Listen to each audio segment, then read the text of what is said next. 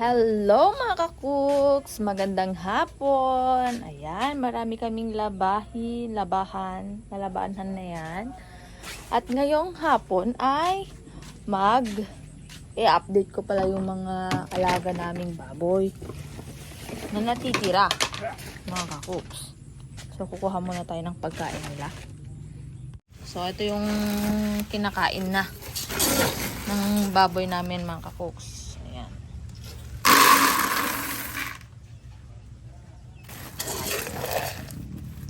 So, ito ay breeder na, mga kakuks. Ibabad natin. Baka magulat kayo, mga kakuks, dun sa natitirang alaga naming baboy. Kaya i-update ko na lang. Si Dix, sabi ko, maaga siyang umuwi para may vlog ko to, mga kakuks. Para may update ko na rin, may pakita ko sa inyo yung natitirang baboy na lang namin. Babad muna, mga kakuks.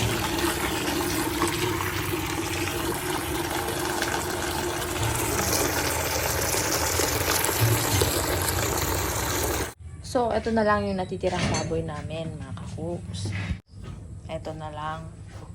Nag-iisa na lang naming baboy. Ito ay baboy na lang ng kapatid ko. Buntis po siya. Pero di ko alam, parang hindi. Pero medyo lumaki naman yung tiyan niya, mga kakuks. Ito na lang po yung natitirang baboy namin. Ito na lang yung hindi namin nalinta. Wala nang laman dyan. Tae na lang. Wala na rin dito. Tae na lang din. So, nag-decide kami ni Dix na ibenta na yung mga baboy namin, mga kakuks. Dahil, hindi na kaya ng oras ni Dix na alagaan sila. Siyempre, sa ako, mga kakuks, hindi ko naman na pwede silang alagaan. Dahil, meron na nga si Penggay. Pakainin muna natin sila, mga kakuks. Ayan o.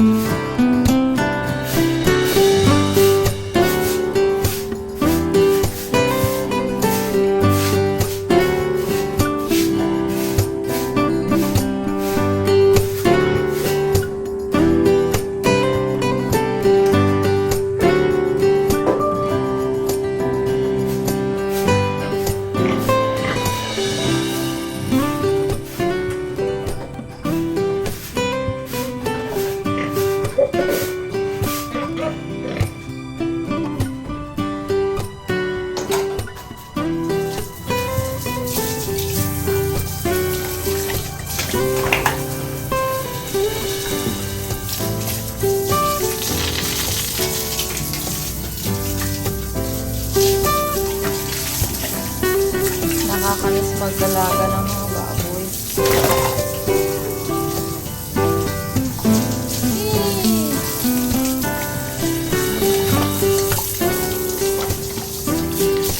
Sinihigan niya kasi yung tae niya, kaya ganyan ako. Sana naman buntis ka, bebe. Yung unang alaga namin para dun sa kapatid ko, mga ay ayun yung tinatay namin noong nag-anniversary si Sid. Kasi hindi pwedeng masampahan dahil yung paa niya nga may hindi pwede daw sampahan dahil hindi daw maganda yung paa niya. Uhaw ka, girl.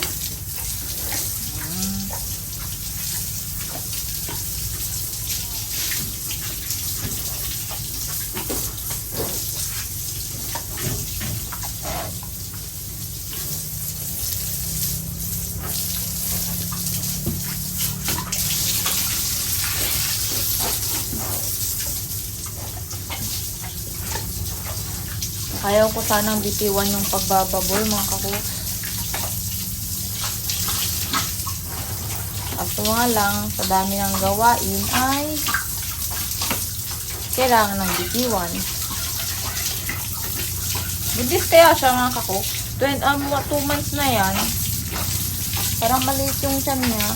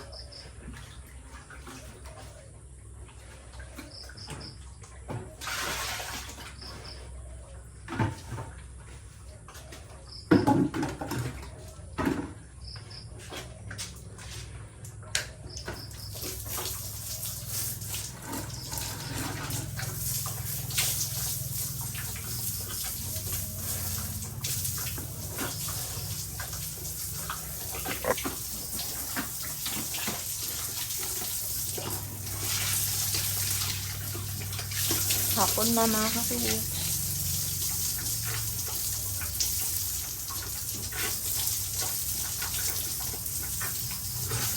Mukhang buntis naman siya no, mga kakuks. Yan sa mga. Yan.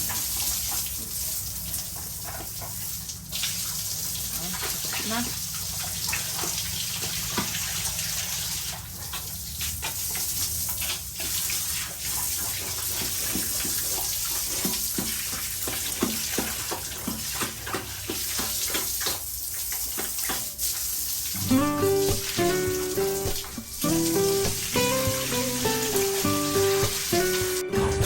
So, ito noon yung lagayan ng biik mga kakuks. Diyan nakatira yung baboy namin ngayon.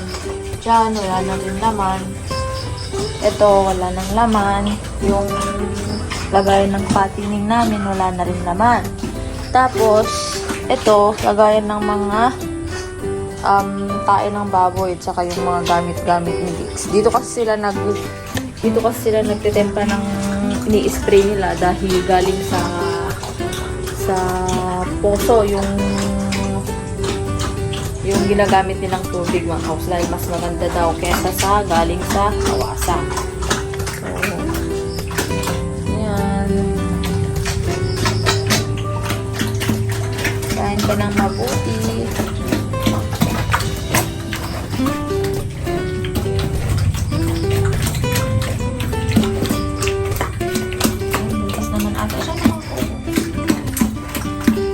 Ayun mga kakuks, panibago. Wala nang laman yung babuyan natin. Nakapanibago talaga. Parang nalulungkot din yung damdamin ko dahil wala na nga. Yung mabait na si Native, wala na. Yung native namin, wala na din yung mga anak niya. Binenta na namin kay Kuyang Melmat. Kasi nag-decide na talaga kami ni Dix na ibenta sila dahil na hindi na kaya ng oras. Kahit may time management mga kakuks, pero mas kailangan si Dix sa bukid. At kailangan namin i-give itong pagbababoy dahil hindi naman parang ano ba sa Tagalog yung kaimaan, hindi gamay ni Dix yung pag-aalaga ng baboy, kaya kailangan namin i-let go. At ako naman, hindi naman ako pwedeng mag-alaga, hindi ko pwedeng i-continue yung pag-aalaga ng baboy dahil nga priority ko si Pengay, mga kahoks. Although nalulungkot ako dahil nga kailangan ko ng namin bitiwan itong pagbababoy.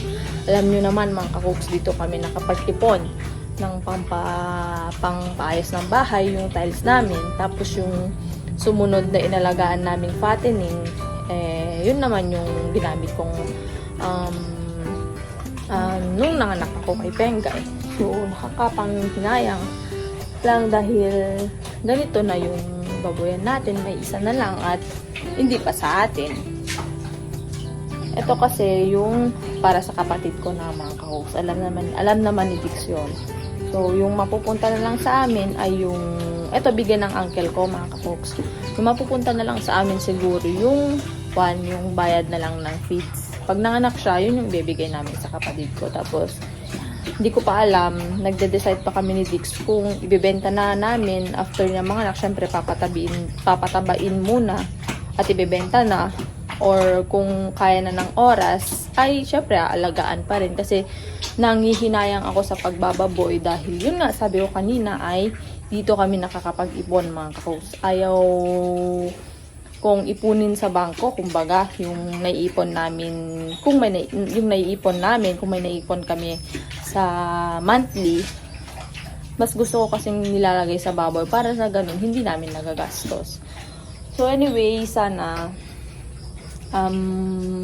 magkababoy kami ulit at maalagaan ko sila. Hindi ko alam kung yung sasabihin ko kasi nga yung damdamin ko parang nalulungkot talaga. So sana lang maraming anak hindi na namin pinangalanan dahil nalulungkot kami pag naibebenta namin. So, gusto ko muna pasalamatan si Kuyang Melmar na bumibili ng mga baboy namin. Tapos, wala na din kami pag-iipunan ng tae ng baboy dahil napaka-importante din kay Dix ang tae ng baboy. Ayan. Kita nyo yan.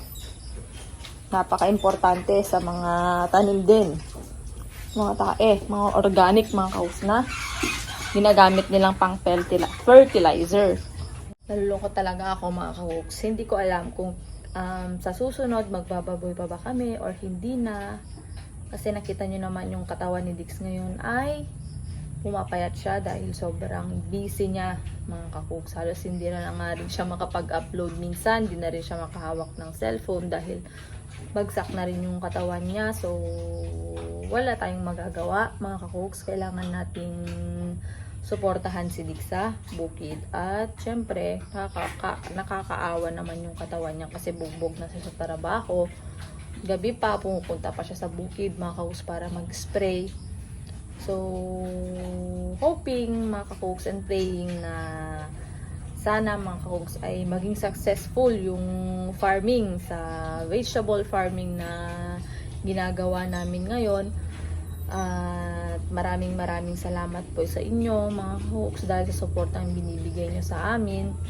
At nagpapasalamat din po ako sa lahat ng nanonood sa amin. Especially noong ito palang babuyan, yung vlog ko mga kahoks. So nanghihinayang talaga ako. Anyway, at least may Pengay na yung inaalagaan. At yun nga, dapat kailangan mong malaman yung priority para hindi tayo malungkot-lungkot ng sobra. So, tara na kay Pengay. Dito na tayo kay Pengay. Natulog na ata yung aking anak.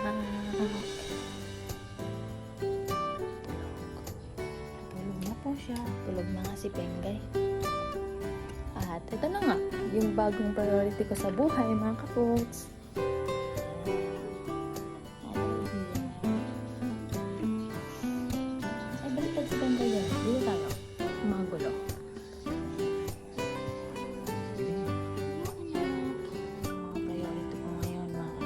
Pengay, my loves. Natulog siya. Pagka siya na matulog ngayon. At napatulog mo? Buti napatulog mo. Yung mga priority ko ngayon. Kumusta sa bukid, dear? Islam mo naman, mahirap pero masaya. Sabi ko nga, give up na natin yung pagbababoy. Dahil nga sa hectic schedule. hectic schedule sa napakahigpit na schedule ni Diggs. Yun nga, sabi ko kanina, hindi na rin ako nakakapag alaga ng baboy. Morning! Sama bukid? Good morning, bebe! Sama bukid? Punta ng papa? Huwag mo baby talk there, di daw maganda. Mahirapan daw siyang matutong Sama ng bukid? Ha? Sumama ka ng bukid kay papa? Ha? Ha? Ha? Hello? Engay! Good morning, anak! Good morning! Sasama ka ng bukid? Ha? Di mo na alam yung pinapakinggan mo? Bakit doon ka nakatingin? Kanina sa akin ka nakatingin. Baka vlogger ka din. Siyempre, dito si baka. Mama. Yan na. Good morning, Tengan! Pe. Good morning, Pegay. Ay! Tataas yung paa niya. Ay! Taas yung paa. Tinitignan niya yan. Ito mo. Tinitignan mo yan, ha? Ba? Up. Ang ganda-ganda naman ng baby, oh. Ang ganda-ganda naman ng baby, oh. Oh. Sabi ko na ba? 6 months mo lang bukas. 6 months? 3 months mo lang bukas, anak. Magsalita ka na. Hindi mo magsalita. Ano yan? Ha? Ba? Ba? Diba? Diba?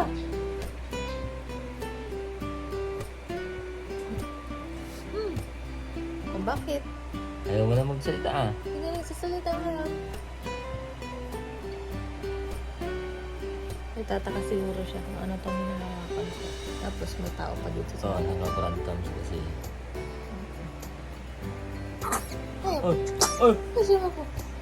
Oh! Kasi mo po. Ang baho! Baho ng dalawa. Sige na, Papa. May kajibangkag, ah. May kajibangkag. May kajibangkag.